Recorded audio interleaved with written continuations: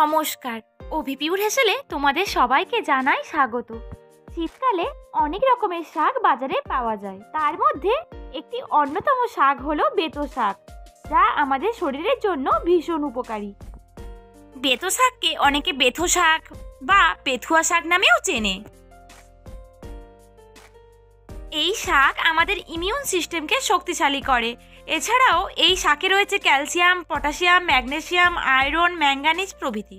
আর এই শাকেরই সুন্দর একটা রেসিপি বানাবো, তাই সবার প্রথমে শাকটা বেছে নিলাম। শাকের উপরের দিকে ডগার অংশ ও পাতা আমি নিয়ে নেব, আর বাকিটা বাদ দিয়ে দেব। শাক বেছে নেওয়ার পর এগুলো কেটে নেব। এই শাক খুব মিহি করে কাটার কোনো দরকার নেই।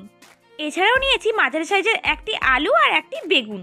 সবার প্রথমে গ্যাসে কড়াই বসিয়ে কড়াই ভালোভাবে গরম হয়ে গেলে দিয়ে দিলাম 1 চামচ সাদা তেল। এবার তেল ভালোভাবে গরম হয়ে গেলে আমি বিউলির ডালের বড়ি ভেজে নেব। দেখো, বড়িগুলো আমার লাল লাল করে ভাজা হয়ে গেছে। এবার বড়িগুলো আমি তুলে রাখবো। অন্যদিকে শাক বেছে কেটে নেওয়ার পর আমি ভালোভাবে ধুয়ে নিয়েছি এবং জলটা ঝরিয়ে নিয়েছি।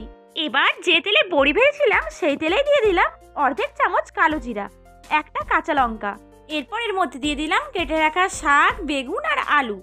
আমি এই রেসিপিটা একেবারে কম তেলে করব, তাই সব একসাথে দিয়ে দিলাম। এরপর এর মধ্যে দিলাম 1 চামচ লবণ, 1 চামচ হলুদ গুঁড়ো। খুন্তি দিয়ে 1-2 মিনিট নাড়াচাড়া করে এর ওপর একটা ঢাকনা দিয়ে দিলাম। এই শাক এভাবে রান্না করলে যারা কোনো রকম শাক খেতে চান না তারাও চেটেপুটে খাবেন। গ্যাসের ফ্লেম কিন্তু লো করে দিয়েছি। 3 থেকে 4 মিনিট পর শাকের টোপর থেকে আমি ঢাকনাটা খুলে দিলাম। দেখো, শাকের থেকেই জল বেরিয়ে এসেছে। এই জলটা আমি শুকিয়ে নেব।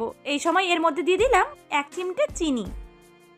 শাকের জলটা শুকিয়ে গেলে আমি কয়েকটা বেগুন আর আলু একটু ভেঙে নেব, দিয়ে শাকের সাথে ভালোভাবে মিশিয়ে নেব। আর সবশেষে দেব ভেজে রাখা বড়ি। বড়িগুলো হাত দিয়ে আমি একটু ভেঙে ভেঙে নিয়েছি।